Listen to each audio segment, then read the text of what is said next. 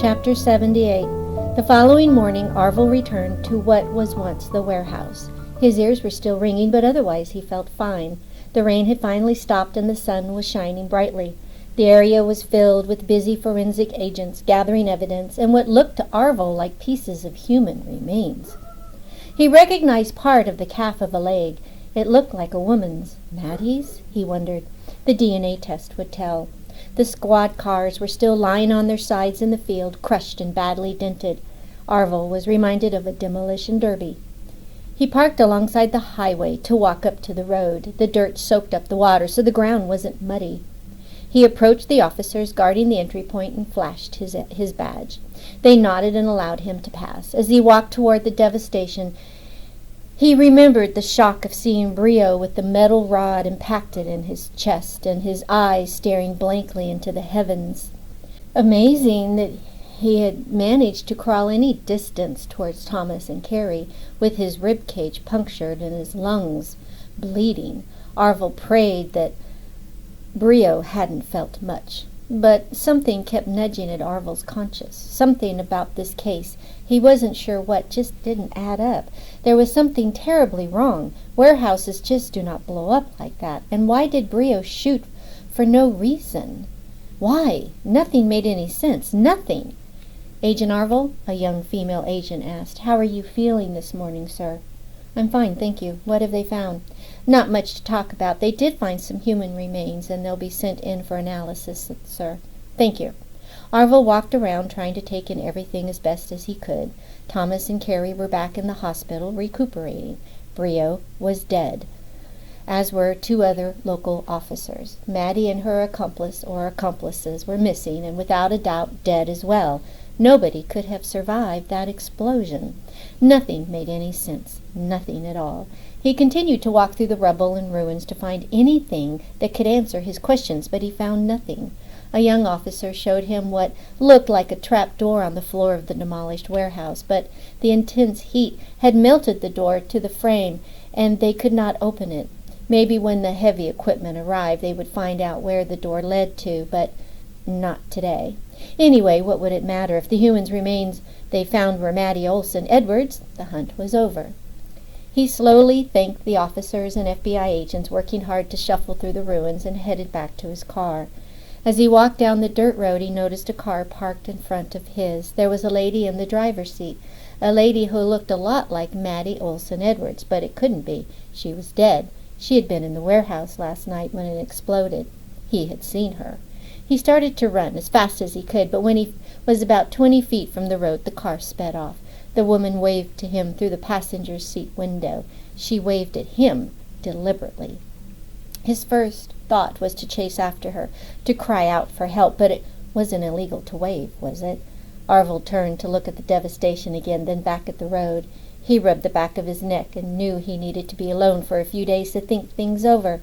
As he opened his car door, he decided that he was close to his tribal reservation. A few days of reverence would do him some good.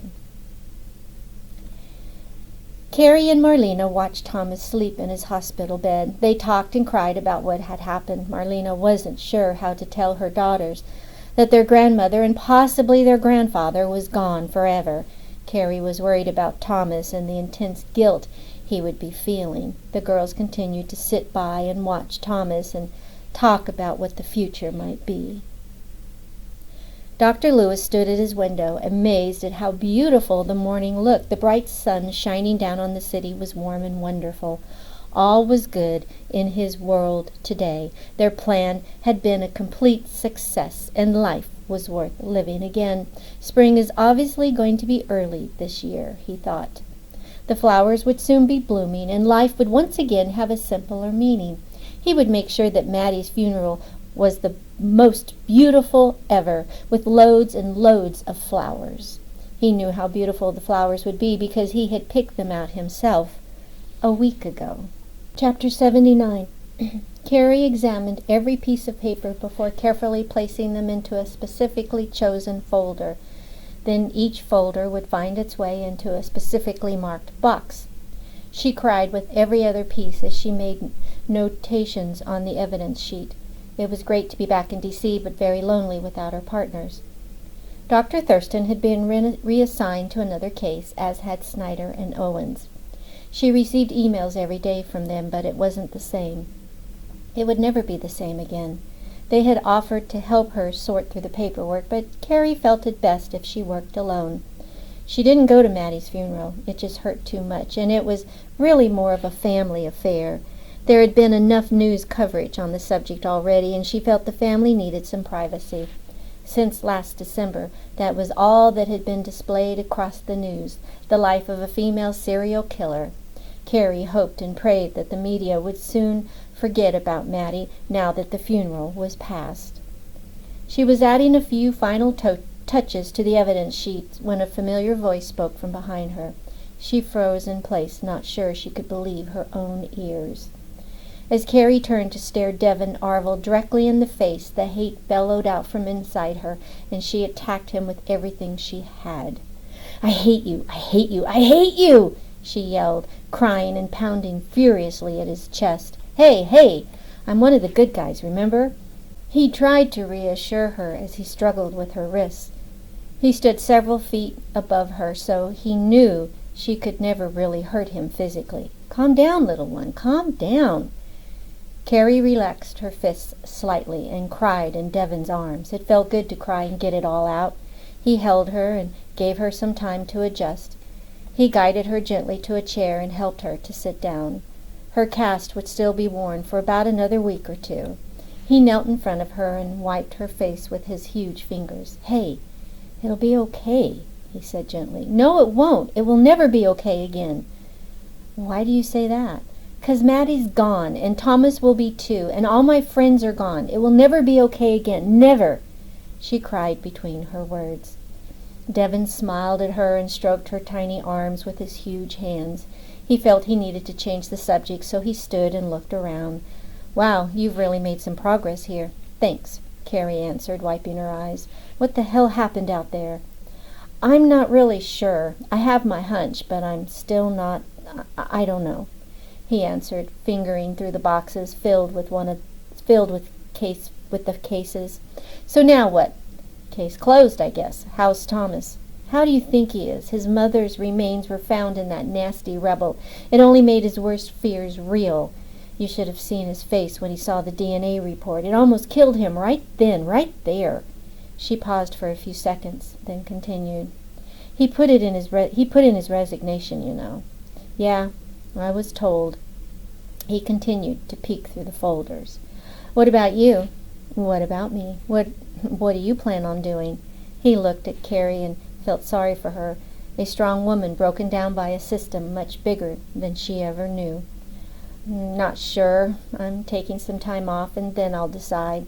She paused for a few seconds, looking sideways at him. "Why are you here, anyway?" "Oh, I'm your courier." "You're my what?" "Courier. I'm taking these boxes back to headquarters, and I think I'll review them before I do." "Why? The case is closed, remember?" Her interest was creeping up inside, pushing her anguish aside. He sneered down at her. "Closed to the government? I don't get it." "Neither do I," he smiled. They stood silently for a few moments, staring at each other. Carrie's mind was running a mile a minute, and Devin enjoyed what he was looking at. He smiled at her, and finally she smiled back. "Want a partner?" she asked. He nodded in total agreement. Why not? Thomas sat in his mother's house with an empty mind and heart. He just couldn't fathom where his life's journey had taken him. His father sat across from him, and the rest of the family mingled around the house. His life was a shambles, and he wasn't sure he could hold on, but it seemed he was the only one going through the remorse and grief. Everyone else seemed to be taking it all in stride. "Are you okay, Toby?" Nate asked, smiling at him. "I'll survive. So now that you've resigned from the FBI, what do you plan on doing?" "Not sure." "Well, whatever you decide, I'm sure you'll do fine." "Dad, Mom is dead. Why are you so cordial? Why are you not screaming and losing your mind like I am? And where the hell were you when all of this was going on anyway?" "Well, son, we all deal with tragedy in different ways, and I told you I had to run some errands and wasn't there until everything happened. It all went so fast." Thomas's girls, Jessie and Kelly, ran past, giggling and having a great time. "You two come here," Thomas yelled. The girls stopped running immediately and walked slowly to their father. Kelly's beautiful sandy red hair was stuck to her forehead from the sweat of running. Jessie was trying desperately to catch her breath. "What is it, Daddy?" Kelly huffed. "Why are you running around? We're mourning the loss of your grandmother, for Christ's sakes. Don't you realize that we'll never see her again? We buried her only a few short weeks ago." "Of course we'll see her again, Daddy. Don't be silly. We can see her whenever we want," Jessie chirped happily. "Yeah, Daddy, don't be silly. When we want to see her, all we have to do is ask for her, and she'll be there for us," Kelly scolded back. Marlena came in from the kitchen and smiled down at the girls. "Thomas, don't be so hard on them. They're just babies. Go play, girls. Daddy's hurting right now." The girls ran off, giggling and happy and laughing and chasing each other. Thomas looked from his giggling girls to his wife, who was smiling, then to his father, who was grinning. "You've all lost your goddamn minds!" He stood and walked into the kitchen. Marlena took a seat next to Nate and whispered, "We have to tell him." "Can't. He's still being watched." Nate chewed on his lip. He wanted so desperately to help his son, but he knew that sometimes not knowing was the best defense. Chapter 80. It had been several months since Maddie's funeral. The summer had been one of the hottest ever on record for the eastern states, and the cool breeze announcing that fall was not far off and was welcomed by everyone. Thomas had left his position with the FBI and started his own investigation company. He was now working harder than ever in Oklahoma City, just a few miles away from the agency where Maddie had worked for years, with Nate by her side. Thomas and Marlena moved back into Maddie's old house with their 2 daughters and his brother Charlie. Every day as he passed the entrance to the agency, Thomas was welcomed with a warm, pleasing sensation of his mother being near. He wasn't sure why, but it just felt good. He loved her and his father dearly, and he missed them both very much. Nate had gone away to be alone for a few months to mourn the loss of his wife, and would not be returning till after Christmas. Life would never be the same, and Thomas knew it, but he also understood the importance of going on for the sake of his family. His mother had taught him that much, and he would not let her down. The days preceding his mother's funeral had been cruel to Thomas, but along with the fall's cooler weather came the realization that life would continue. His new company gave him a fresh beginning, and he enjoyed his 10th floor office and his sweet secretary company. Ellie, at 21, was very friendly and oddly refreshing. She was 8 months pregnant and anxiously expecting her first child. Every day, Thomas would answer emails from his old crew, who had worked so hard to track down the killer of the Ohio senator. Dr. Thurston was now working hard in the northern states on another murder case. Owens was taking a long vacation and wasn't sure if he was going back to the old job. Snyder was now working for Thomas, and they spent every lunch hour together. Their friendship was binding tighter and tighter as the months passed. Thomas only heard from Carrie every few weeks in short, cryptic emails. She had taken a leave of absence from the FBI and was very secretive about what she was doing. Thomas decided it best not to press the matter and let Carrie just be Carrie. Thomas had been seeing a counselor to relieve the deep guilt he felt over his mother's death. It had been difficult for him to accept that her death wasn't his fault. Every night in his dreams he would re-experience the explosion and the destruction of the building that housed his mother. He would watch her body burn away to dust and just fumes. The flames were so high and so hot that Thomas could not penetrate them to rescue her. It was his fault that she was gone. He should have been able to get to her. It was his job to protect her. He had promised his father. Thomas would wake screaming with his hands still burning as though he had been fighting the fire. Marlena would give him some medication to calm him and coach him gently back to sleep. This was the pattern every night since that terrible evening in North Dakota. Thomas would never forget it, ever. Even Charlie was doing better than Thomas. He was at least happy and getting on with his life. Maybe Thomas just wasn't as strong as everyone else. Or maybe he loved his mother more. Maybe he needed her more. Maybe. He was thinking about the dream and his brother Charlie while sipping his coffee when the phone rang, jerking him back to the present. Thomas answered with happiness in his voice. Even with the memories, it felt good to have things settle down in his life, and it was absolutely wonderful going home every evening to his family. Thomas here. Hi, sweetheart. How's your morning going? Marlena asked. Great. Nice and uneventful. Carrie and Devin Arville had become very close over the last few months and were continuing their research on Maddie and the case in complete secrecy. They knew that somehow their government was involved in the whole mess, but couldn't quite put the pieces together. Weeks and weeks were spent slowly and meticulously reviewing every detail of every report. Carrie had copied every page for their own personal file. Every picture, every handwritten note had been digitized and recorded on a CD, and then printed in either color or black and white. Carrie's house was now the central location for their research, with papers, files, and pictures scattered everywhere, but it's organized, she would tell herself. Devin had also taken a sabbatical to conduct an in-depth review of all the material. It was interesting how much there really was. Boxes and boxes full, over a year's worth of in-depth research and interviews. Something about the case was still bothering him, and he would not rest until he had the answers. One thing that kept nagging at him was that Agent Brio had had no reason to shoot, none whatsoever. It also bothered him that Agent Brio was supposed to have been an officer back in Oklahoma, but in North Dakota he was an FBI agent. The man was no longer alive, so Devin couldn't ask him any questions. It hadn't occurred to him at that time, but Carrie had mentioned that Brio was in Oklahoma with them, and she had wanted to know what he was doing at the warehouse site. That, along with a nagging sensation, was what began to spark his interest. What's a police officer from Oklahoma City doing in North Dakota? She had asked. Brio had looked familiar to Devin, but he never put it all together until Carrie had said something. Also, that explosion. It was massive, way too strong to add up to a simple car.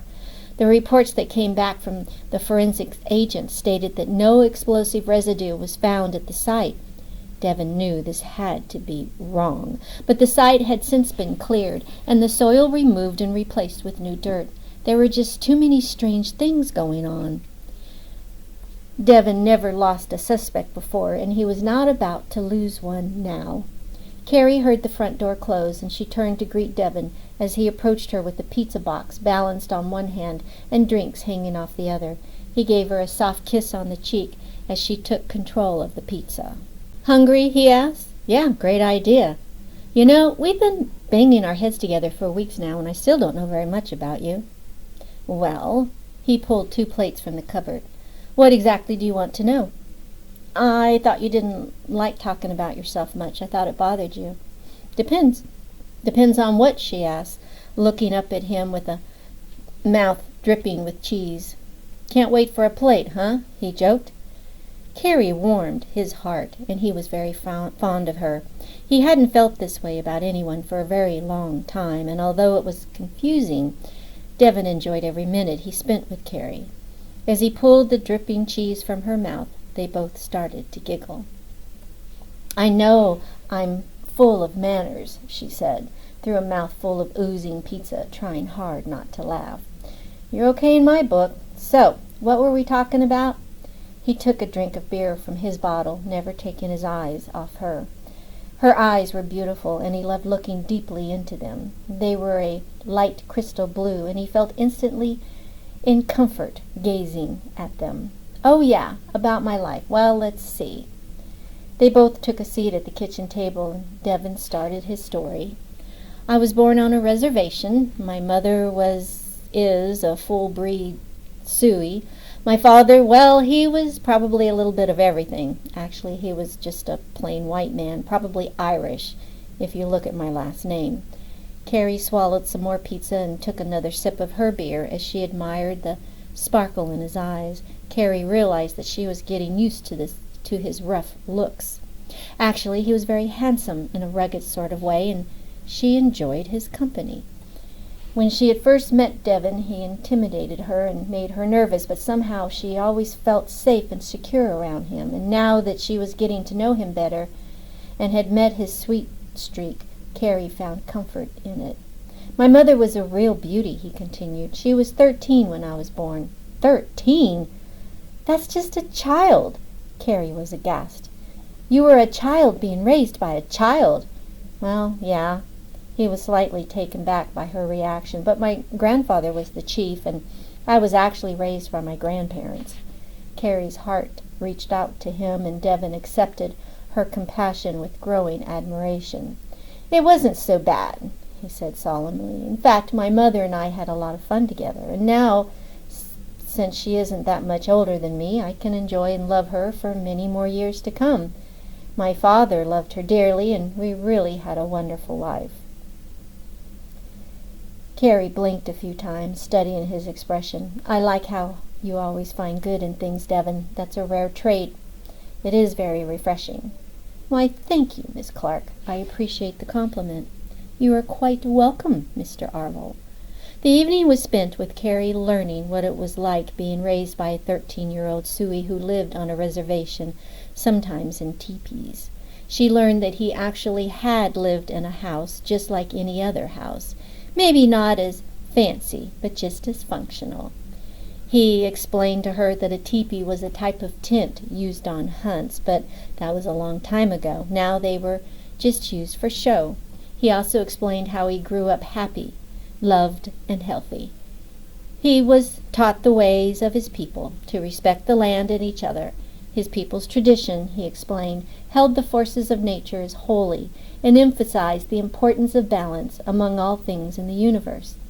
He raised his arms and expanded them outward to show the vastness and to emphasize the word universe. This balance remains an instrumental piece of life, Carrie, our cardinal virtue, worksap, wukahia. The accent of his people's language was strong as Devon spoke the ancient words, and Carrie could tell that he was obviously very proud of his heritage. She admired him greatly for that, but what in the world was he saying? It was a little embarrassing not being able to understand him, so with nothing else to say, and Devon being so serious, Carrie decided to bring the tension down a few notches. Oh, well, that is quite interesting. Really? Yeah, of course. That woka wushia woho waha wihi and whatever else you said. She waved her hands in the air to mimic him. Devon laughed. Even though this little cutie was making fun of him, he enjoyed her sense of humor. Let's see. Woksapa is wisdom, and wukahikaka means bravery. And the other one is fortitude and generosity, stuff like that. He had to slowly pronounce each word, and when finished, tilted his head, awaiting a response. None came. Carrie sat in awe of this strong but sensitive man. She was falling for him, and her love would soon be reciprocated. The next morning, Devon arrived early for breakfast. Carrie had fixed an impressive feast of eggs, bacon, toast, and pancakes. They ate and enjoyed the food, coffee, and juice. But Devon was more anxious to discuss a few aspects of the case with Carrie than to satisfy his hunger. Carrie, he asked when he had dried the last of the breakfast dishes and she was wiping out the sink, how did the agency fit into all of this? Which agency? The one in Oklahoma? That's the one. She thought for a few moments and then looked directly into his eyes. You know, that has always bothered me too. We were sent on so many wild goose chases, and each time we ended up at the same place, that agency. I've read everything here twice, some more. I can see how your team came to the conclusion that they did and when they did, but what I do not understand is why 2 of your agents ended up in a hospital so badly beaten, and why or how the agency plays into such a vital role. That place is supposed to be a commercial company, right? A temporary agency. What I mean is, it isn't government, is it? Or am I mistaken? I never quite thought of it that way before. Government? What an idea. A quasi-government agency? But how could that possibly be? They stood quietly in thought for a few minutes as Carrie stared out the back door, trying to remember a few intricate things about the agency. Devon wrapped his arms around her shoulders. He stood at least 2 feet taller and weighed at least twice as much, if not more. He wasn't sure how she would react, but he was shocked and pleased when she leaned into his embrace. It felt wonderful. "Carrie, would you like to go on a little road trip with me?" "Love to. Where are we going?" "Oklahoma City. The agency." She had the grin of the cat that ate the canary.